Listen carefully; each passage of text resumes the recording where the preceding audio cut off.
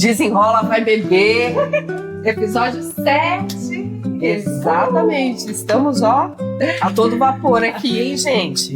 A todo vapor, que tem hora... Você tá se esgotando desse podcast, Gi? Então, esse é um assunto bacana. A gente vai falar hoje sobre Burnout. É um esgotamento que a gente tem eventualmente na nossa vida por uma sobrecarga aí. E eu quero saber, de fato, Gi, se você sentiu com esse nosso podcast algum momento que você falou assim: nossa, socorro, eu não estou mais aguentando, é muita sobrecarga. É muita. Não, mas eu já passei por isso, não por um burnout, mas assim, essa sensação de, nossa, eu tô muito cansada, muito trabalho, muita coisa. Talvez uma estafa já tive, já senti. E vamos se apresentar, gente. Eu sou a Tércia Barreira, sou psicóloga. E eu sou a Gisele Maia, psicanalista. E você, já se sentiu estafado, com esgotamento mental? A gente hoje vai falar sobre burnout e é muito interessante. Vem com a gente. Gente, se curte aí já, se inscreve no canal. A gente tem que ficar repetindo porque as pessoas esquecem mesmo. E tá tudo bem, por quê? Porque tem muita coisa na cabeça, né? Muita coisa na cabeça. Aciona o sininho, olha só. Então, comente os vídeos também sobre alguma situação que você já vivenciou, até pra gente trazer depois em algum outro vídeo. Porque a gente usa como referência, é super importante. A gente não vai citar, se você não quiser, manda no privado pra gente, ou por aqui, ou no nosso e-mail, desenrolabb@gmail.com, ou coloca lá no nosso Instagram, enfim, fica à vontade, acha um meio de falar com a gente, traz um tema, uma pergunta, que a gente dá um jeito de responder. De desenrolar. Bebê. Vai ser ótimo. Vai ser ótimo. Eu falei meio zoando sobre o nosso podcast, se você tinha se escutado, mas a gente teve várias conversas sobre o ritmo que a gente ia fazer as nossas gravações, né, Gi? Que é importante. É importante a gente olhar para os projetos de trabalho, tudo que a gente quer fazer e a gente limitar, a gente planejar, a gente ver como dar conta, né, emocionalmente falando. Hoje até para que não virar um peso, né, gente? Você acha que esse assunto do burnout conversa com o de limites, agora que você falou limitar? Ah, sim, conversa, porque assim, claro que no trabalho, né, a gente sabe que tem uma política institucional, a gente tem metas às vezes para bater, a gente tem um planejamento de trabalho que a gente tem que dar conta, um cronograma, um calendário, enfim. Mas a gente também tem que saber colocar limite do tipo, olha, isso aqui, sabe aquele chefe que fica pedindo 1000 coisas pra gente fazer? Então, nesse momento, a gente tem que saber dar limite. Olha, isso aqui eu não consigo entregar hoje. Hoje eu estou fazendo já esse relatório aqui de 1000 páginas. Que você já tinha demandado. É isso. E agora eu não consigo colocar mais nada. Então, dizer também desse limite, porque isso facilita as coisas. Eu tenho um caso muito interessante para falar sobre isso, sobre limite que acabou gerando um adoecimento mental no trabalho. Então, assim, isso veio na clínica. A pessoa, que era uma pessoa saudável, uma jovem saudável, e ela nunca teve, gente, nenhum episódio de ansiedade no histórico de vida dela. Era uma pessoa saudável. E ela foi trabalhar num lugar onde as tarefas eram muitas, intensas. E o chefe, que saiu de férias, começou a delegar muitos trabalhos para essa pessoa. Relatório, um monte de coisa. Ela passava do horário fazendo aquilo, ela entrava mais cedo. Então ela acabava deixando, por conta do trabalho, de ter vida social, de fazer outras coisas em casa, de descansar, que o descanso é fundamental. E aí, com o tempo, porque o burnout também vem com esse tempo muito exposto ao estresse, né, do trabalho, tempo prolongado, a gente acha que não. Você fica em alerta, né? Exatamente. O corpo tá ali, é pro trabalho, não tô descansando e relaxado. Descansando. Final de semana chega, você tá com aquilo na cabeça. Então, a pessoa exposta muito tempo a esse estresse, ela vai adoecendo. E, gente, é sutil. Você adoece, você não consegue perceber. Depois de um tempo que essa pessoa estava nesse ritmo muito intenso de trabalho, sem descanso, com muita coisa na cabeça, ela começou a ter crises de ansiedade. Até que um dia, tô encurtando a história, até que um dia ela levanta para trabalhar e ela não consegue levantar. Aliás, ela acorda para trabalhar e não consegue levantar. Que sintoma ela teve? Nesse momento ela começa a chorar. Só dela pensar em ir para o trabalho, ela começa a ficar muito, muito angustiada, muito ansiosa, chora, começa a tremer. Gente, ela já estava num quadro de esgotamento mental, então que se encaixa no burnout. Mas você vê, ela não tinha nenhuma fragilidade emocional anterior. Porque tem isso também. Quando a pessoa já tem uma fragilidade emocional e ela entra num ambiente de trabalho que é muito, muito intenso, muita coisa, se ela não coloca o limite, ela tem uma facilidade maior de adoecer, né? Sim. E essa pessoa não tinha esse quadro antes, mas aconteceu. Então, por isso a importância da gente limitar. Não, eu não consigo fazer mais um relatório. Estou terminando aqui.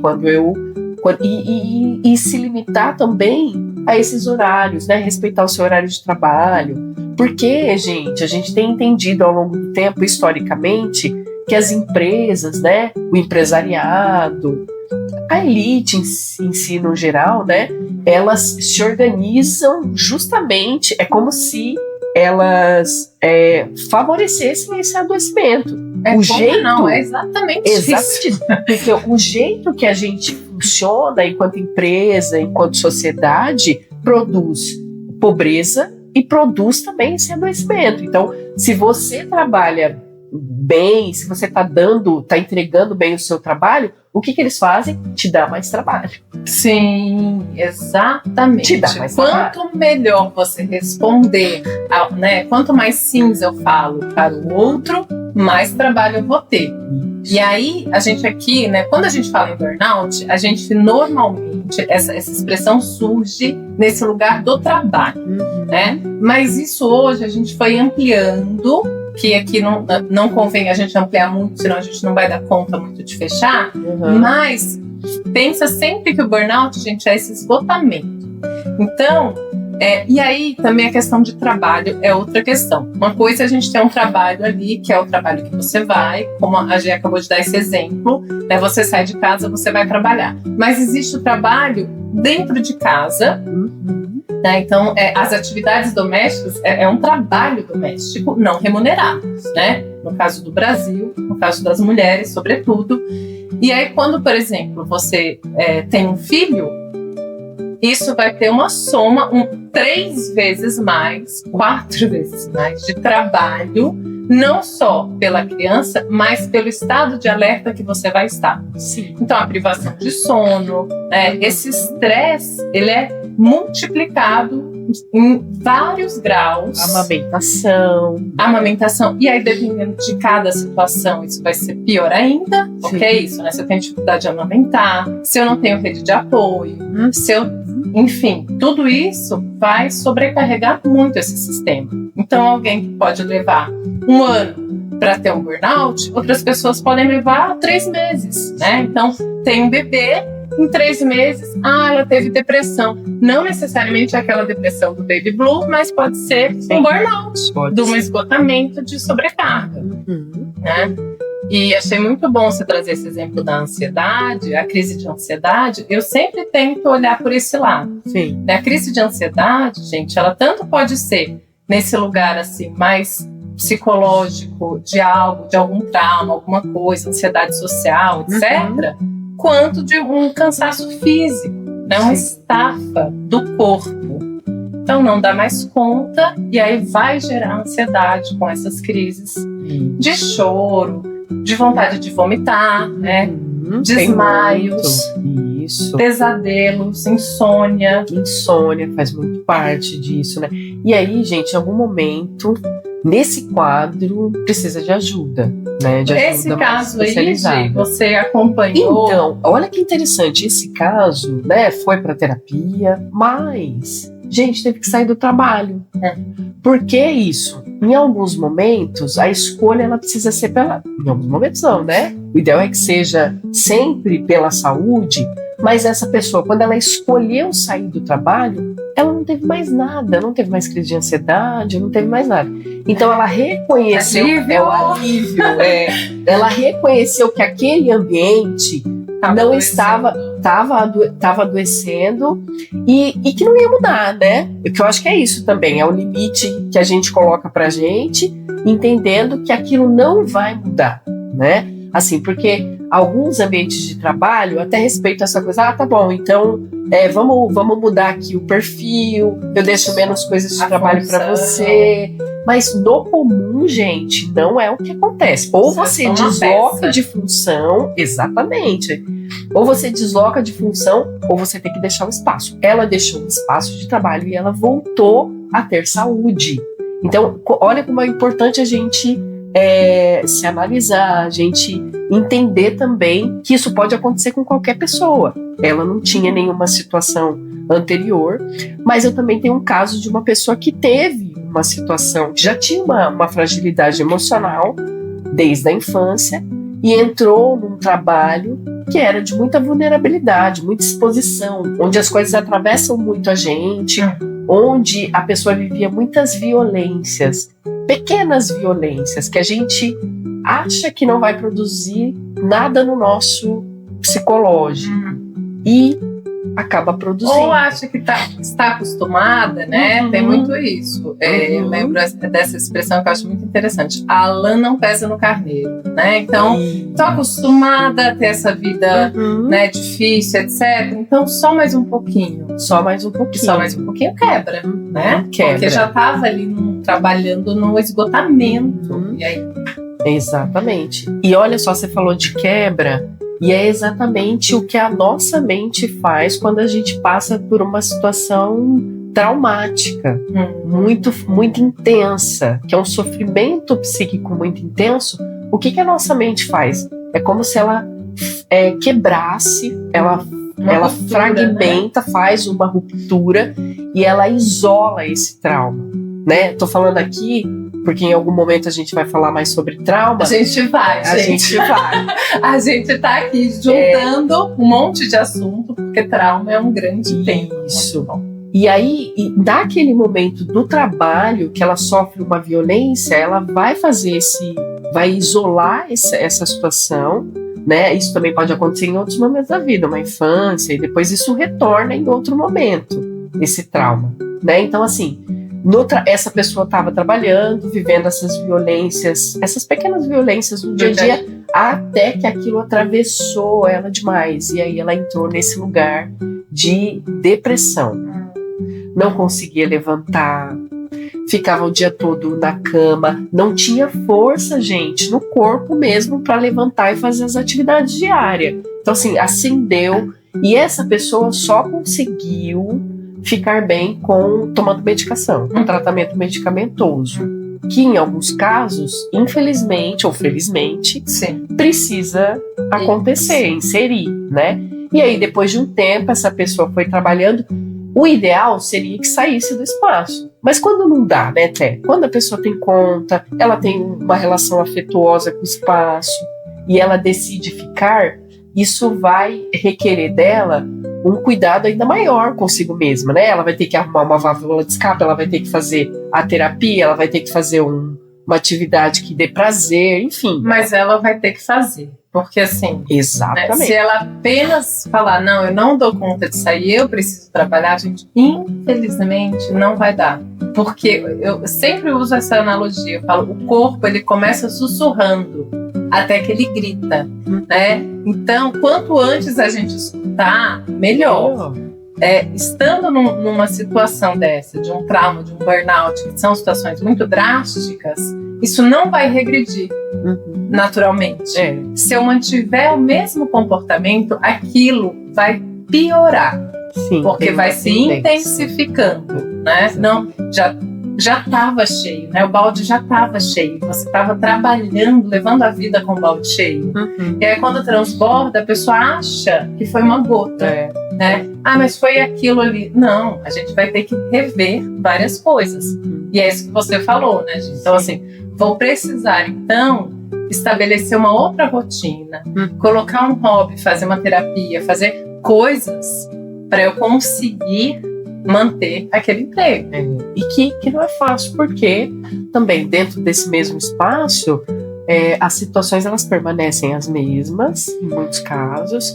Tem muitos gatilhos de tudo, né? A pessoa está vivenciando o tempo inteiro gatilhos que lembra ela das situações que ela vivenciou e que a adoeceu, né? E que mesmo que ela não saiba quais foram, né? Não tem essa concretude, ainda assim o espaço, o gatilho vem de coisas que você nem imagina, né? Então se torna muito difícil permanecer mesmo no trabalho, né? O ideal, eu tenho 2 pessoas, né, que eu conheço que tá nesse movimento de tentar continuar no espaço de trabalho, mesmo sabendo que já passou pelo burnout. 3 pessoas. Olha, eu fiz agora aqui uma reflexão e lembrei de 3 pessoas que estão nesse movimento. Porque tem questões financeiras, tem que pagar conta, a gente sabe, né? A gente tem uma vida real. Exato. E aí, além desse apego ao trabalho e tal, você ainda tem questões que você tem que dar conta, né? De despesas da casa, enfim. Então, cada um tem uma história, né? Por trás de que quando decide ficar. Mas não é simples, não é simples. E aí precisa mesmo ter uma rede de apoio, como a gente comentou aqui, para esse cuidado, né? Porque senão, assim, infelizmente a pessoa vai assim, se afastar, sabe? Vai ter um atestado médico disso, de uma depressão que não é nada. Porque é isso, o corpo ele vai gerando sintomas mais intensos. Então, aquela depressão que eu conseguia manter uma vida ali no dia a dia, ela passa a ser algo que eu não dou conta de levantar mais. Porque é um desligamento mesmo, né? Na verdade, gente, é uma autopreservação que o corpo, né, o nosso organismo, ele é muito inteligente e ele vai forçar esse desligamento dessa máquina, porque a gente trata o corpo, né? Como a gente tá falando aí do sistema, que a gente é uma peça nesse sistema, a gente acaba se tratando dessa forma, né? Tratando o nosso corpo como se fosse uma máquina. E aí, isso vai sim se desligar, né? Isso vai ter ali um esgotamento se a gente não mudar coisas, a gente vai ficar afastado pelo INSS. E que vida é essa, né? Que qualidade de vida é essa? Não, e a gente vai afastar não só do trabalho, mas aí a gente afasta da namorada, a gente afasta da família, porque quando a gente tá em casa, a gente não consegue trocar, a gente não consegue ter prazer em nada na vida, né? Então não é só do trabalho que você se afasta. Você se afasta. É uma perda, né? Geral. Perda, exatamente, até que você consiga se restabelecer, né? Se acaba ficando muito danoso, você acaba se afastando de tudo. É muito, muito ruim mesmo. Agora, além do burnout, quando a gente fala de trabalho, tem um outro tipo de relação também com o trabalho que acaba adoecendo, né, Té? Eu não sei se já ouviram falar aqui do workaholic. Sim. Pessoas que são viciadas em trabalhar. Pessoas que são viciadas em trabalhar. Vocês já ouviram isso? Pensaram em alguém aí que não sejam vocês? Porque se for, já vamos falar aqui sobre isso. Já vamos refletir sobre. Agora, assim, você falou, né? Quando a gente fala pessoas viciadas em trabalhar, aí normalmente quando a gente coloca nessa ótica, as pessoas não vão se enxergar. Sim. Ninguém vai se enxergar. Não, gente, não é porque eu sou viciada, né? Você associa que viciar é uma coisa que você vai gostar de fazer. E a pessoa, às vezes, não percebe, né? Que ela cria uma dependência de estar trabalhando, mesmo achando ruim, né? Assim, conscientemente, ela acha que não é legal. Eu queria passar mais tempo com a família. Eu queria estar na praia, não estar trabalhando, mas na real.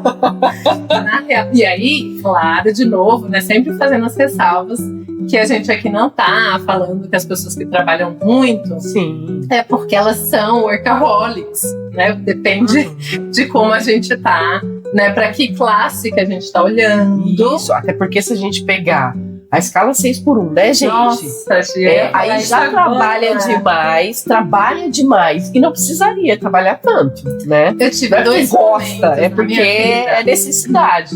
Né? Eu tive 2 momentos na minha vida que eu tive burnout sem saber que era burnout. Eu achei, até pouco tempo atrás, eu achei que eu tinha tido síndrome do pânico.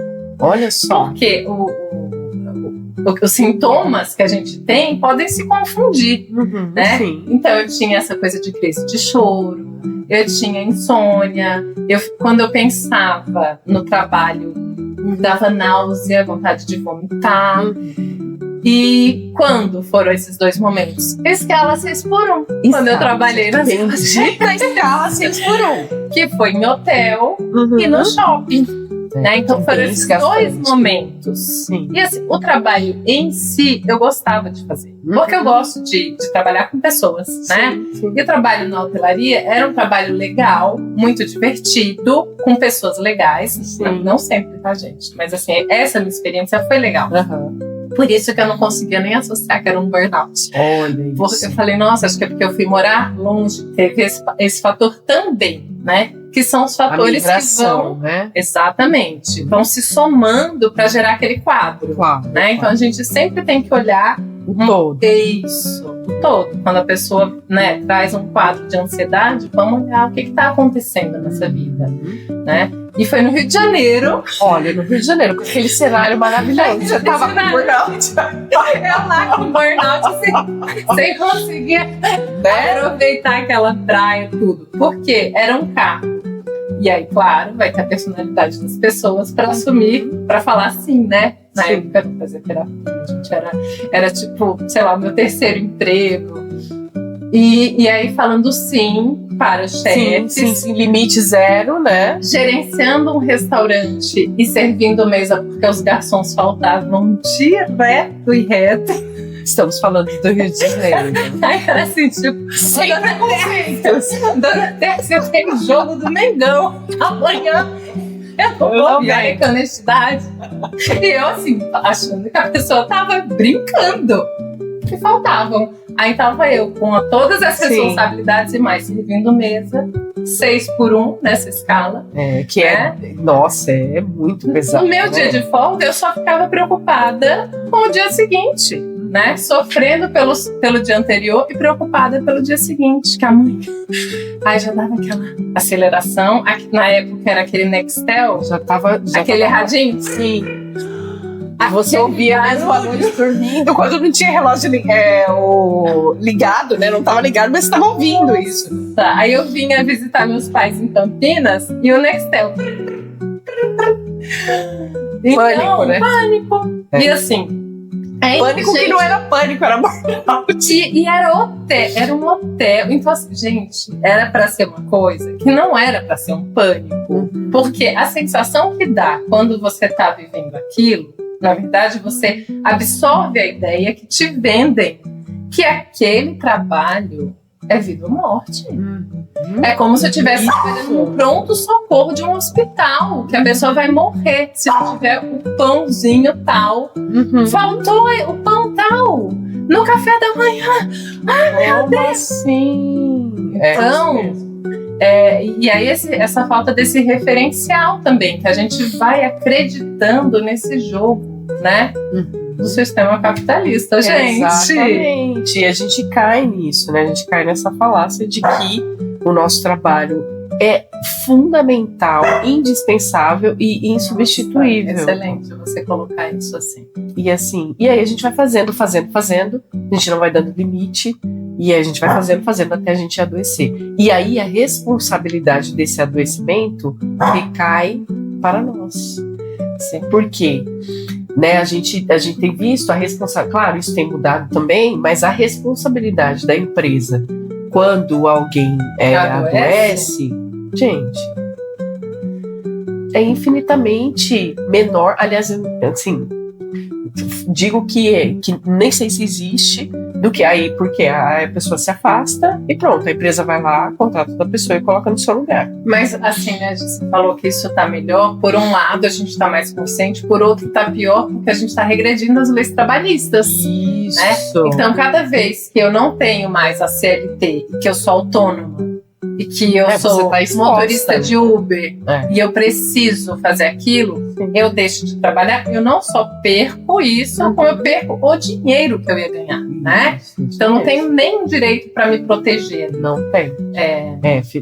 Realmente tá ficando mais difícil, né? Muito difícil. Alguns quadros. Então, assim, a gente precisa olhar para tudo isso, né? Se perceber dentro macro. desse sistema, nesse macro, até para a gente ter crítica e a gente se colocar também, né? Enquanto trabalhador, pessoa humana e que tem os limites, precisa, né? Eu acho que isso traz também, apesar de trazer dor, quando a gente vê que é o sistema, né? Então não depende só de eu querer, não depende só da minha vontade, mas tem um sistema. Isso é ruim, porque quem sou eu para mudar isso? Né? Por outro lado, eu acho que isso traz essa consciência de que não é uma falha minha. Sim. Né? Tipo, não sou eu que falei porque eu sou inadequada, porque eu não fiz assim o assado. Se eu tivesse feito, aí, né, poderia. Então, acho que isso é fundamental também, a gente se apropriar deste conhecimento, e a terapia também, né? A análise e a terapia, ela estão aí também para trazer essa noção, né? Uma terapia implicada nesses processos sociais, né? Para você se responsabilizar do que dá, e sabendo disso, o que eu posso fazer então? Né? Então, o que eu comecei a pensar, por exemplo, essa escala não dá. Eu não consigo. Comecei a colocar assim, é muito cruel, é muito pesado. Por quê? Eu tenho essa tendência. Eu não sou a pessoa que vai faltar para ver o jogo do Mengão, né? Porque essa pessoa que faz isso, ela dá conta. De alguma forma, ela estabelece um limite pro outro, né? Pro descanso, e não vai adoecer. Quer dizer, até pode adoecer, mas assim, vai dificultar esse adoecimento. Sim. Então, a gente precisa se trabalhar esses nãos, né? Falar esse não e o julgamento, né? O que a minha preocupação em ser julgada acaba mantendo essa minha tentativa. Essa preocupação em ser julgada, essa preocupação em ser demitida. Também. Quando se fala em CLT, aí então se eu não assumir mais esse trabalho, eu posso ser dispensado. E aí eu tenho minha família para cuidar, né? Ou então eu tenho que usar esse dinheiro para pagar meus estudos, sei lá. E a pessoa começa também a assumir coisas que ela não dá conta, também para não ser dispensada. Porque tem isso, né? Rola essa nuvem de segurança dentro das empresas, porque as pessoas pensam, se eu não fizer, eu vou ser dispensado. Ou como é que eu vou me aprimorar, porque isso vai servir para minha qualificação, e aí vai pegando. Ou então, porque senão eu vou ser mandado embora. Depois... Isso aparece na clínica também. Sim, você lembra que a gente se conheceu? Eu estava dando aula de hotelaria. Sim. Então, foi a minha transição, né? Entre trabalhar com hotel ou dar aula de hotelaria, 1000 vezes dar aula de hotelaria. Porque não era escala 6x1 para começar, né? Mas eu tive uma certa crise de estar preparando pessoas para essa escala, sabe? Tá vendo como mexe com a gente, né? Essas questões. Nossa, eu ficava falando, gente, o que eu vou falar? Eu só sei vender coisas que eu acredito muito. Então, assim, como que eu ia vender para esses alunos que trabalhar na hotelaria era algo maravilhoso? Não. E eu falava isso. Falava, gente, é difícil, é duro, mas... E aí... Vamos tentar Quem escolhe tem que estar ciente disso, né? Exato. Eu acho que você estava nessa função também de, se você escolher para trabalhar com isso, você tem que estar ciente também. E uma coisa também que eu penso assim, dependendo da empresa, eu tô falando aqui de hotel, mas pode ser empresas, né? E não necessariamente a escala 6x1, eu acho que ela é realmente muito doentia. Mas tem trabalhos que vão exigir muito da gente, né? Emocionalmente, fisicamente, enfim. E que vai gerar esse esgotamento, né? Dependendo dessa cobrança, como você trouxe. E aí o que eu falava também para os alunos era isso. Observe a empresa que você está, como você é visto nessa empresa, né? Se existe minimamente uma humanização, um olhar mais sensível para as pessoas. Se não, tenta achar alguma empresa que te dê um pouco mais de valor do que essa que você está. Vai trabalhando essa transição de carreira. Importante. Para você sair desse lugar adoecedor. Não fique nesse ambiente. Então, coloca um objetivo, eu preciso sair disso aqui. É isso. Né? E foca em sair daquele lugar. Mas essas novas gerações, elas estão vindo muito com esse pensamento tanto é que as pessoas não têm ficado muito tempo nas mesmas empresas, elas têm mudado muito, justamente buscando isso, assim, o meu conforto também, o meu bem-estar. Tem algumas coisas que passam um pouco, né? Tipo, você assume uma responsabilidade que você não vai. Tem várias coisas. Um meme que era assim, eu tenho uma entrevista de emprego, mas eu tinha agendado luzes, e agora? Não é disso que a gente tá falando. Mas é exatamente isso. Então eu tô nessa empresa que eu tô achando que eu tô sendo explorada, sei lá, então de você mudar. Hoje mudou muito a mentalidade do trabalhador também nesse sentido. Sim. Né? Isso é importante. E aí eu acho que a gente tá falando aí de uma prevenção, né? Quando a gente fala do burnout, já é o esgotamento dado. Exato. Então a gente tá tentando trazer aqui uma lucidez pra gente visualizar isso a médio e longo prazo. Esse sofrimento que eu tô tendo hoje, ao invés de eu falar assim, tudo bem, mais um pouquinho eu aguento, não. Já vai sentindo como é que tá esse sofrimento e esse dia a dia e já vai tentando fazer esse deslocamento. Esse caminho, mira outras possibilidades, se conheça, né? Pense inclusive em transição de carreira, de mudar de área, né? De fazer um curso que de repente você possa se alimentar de outras coisas que fazem sentido. Né? Isso mesmo, sentido, né? Agora, a gente voltando um pouquinho no workaholic. Desculpa, eu voltei pro burnout total. Voltar, porque não tem toda essa carga emocional, né? Nesse que trabalha demais, não necessariamente ele tá com burnout, mas assim, o que é que quer dizer? O porquê? Pra que se trabalha tanto? É fuga? Você já respondeu. Então, vamos pensar. Mas assim, o que é que tem nessa coisa do trabalho? Porque você poderia fazer a escolha de fazer outras coisas, mas você escolhe trabalhar. Tem um vício nesse trabalho. Eu tenho que trabalhar sempre. Então eu trabalho em 2 empregos. Aí, não satisfeito, eu pego mais alguma coisa no final de semana. Tem um paciente que ele traz o pai dele ao longo da vida como essa pessoa que trabalhava, ele estava sempre trabalhando. Era a frase dele. E aí, não era necessariamente nem na empresa. Sim. Mas quando eu estou aqui, eu também acho um jeito de não olhar para cá e trabalhar. Né?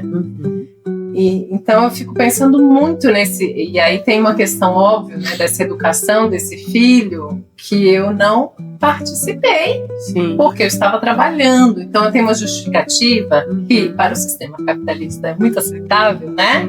Entre um alcoolista e um workaholic, 1000 vezes um workaholic, ele vai estar produzindo, não é? Exatamente. Ele não vai estar pensando, né, de uma forma egoísta, só trazendo sofrimento para a família, que de fato, né, é algo que vai trazer um sofrimento grande, mas também é uma forma ali da gente olhar que isso pode ser um certo adoecimento. Pode ser, é uma luz vermelha que acende, né? Porque assim, se a gente parar para pensar, a gente tem outras coisas, a gente tem família. Como que... E essa pessoa que está agora trabalhando muito, que tem um trabalho que só se reconhece como pessoa trabalhando, aí pode ter essa frase do pai lá na infância, ou essa visualização do meu pai trabalhava muito, então eu sou de uma família que trabalha muito.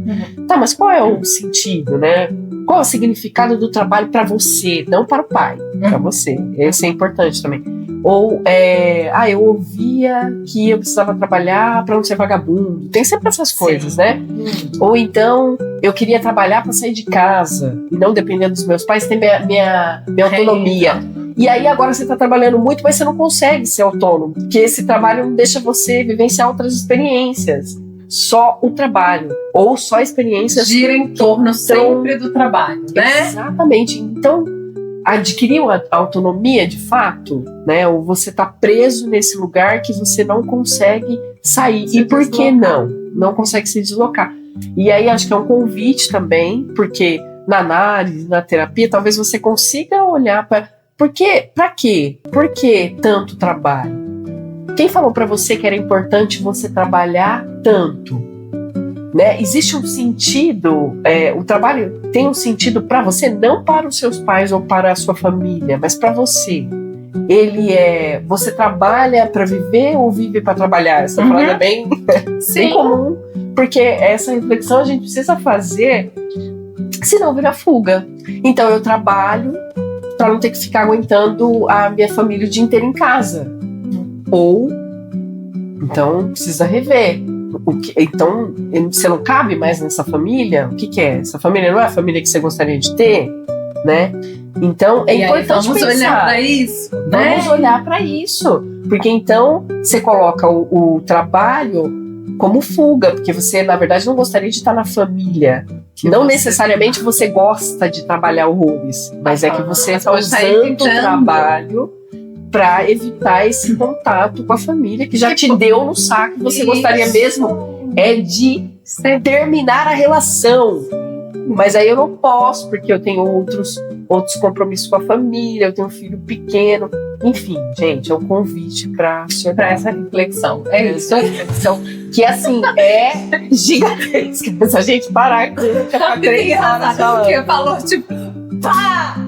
Enfim, é isso. Corte lacaniano bem básico. Vocês podem procurar a Gisele Maia, psicanalista, e a Tessa Barreira para fazer terapia e análise, e a gente vai auxiliar nesse processo. A gente vai auxiliar, a gente ajuda, né? É isso, claro que tem hora que a gente tem que jogar essa bola mesmo. Que a pessoa, e isso é uma escolha, né? Na verdade, é isso, a gente chega nesse lugar que a gente fala assim, você entendeu?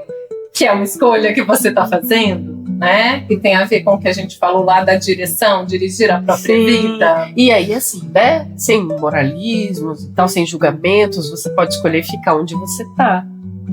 Mas aí você tem que lembrar que a vida tá aí, que isso vai gerar consequências, que você tá sentindo, vai gerar sofrimento. Porque se você aceitar e falar assim, não, eu ainda prefiro essa vida assim do que a mudança, tudo bem, né? Mas você vai pelo menos se conscientizar que isso é uma escolha e que você tem escolhas.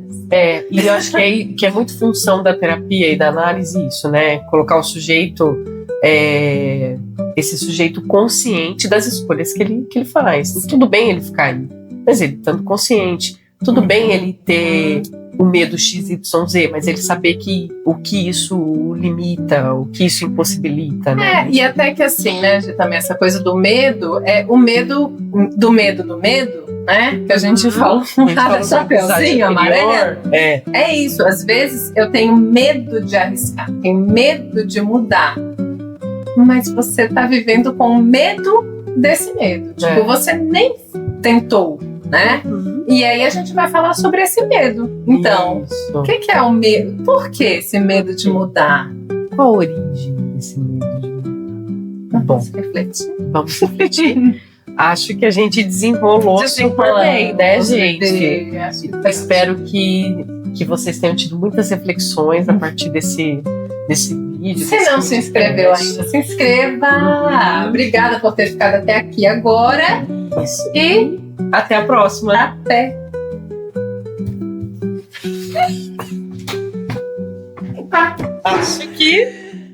Acho que foi.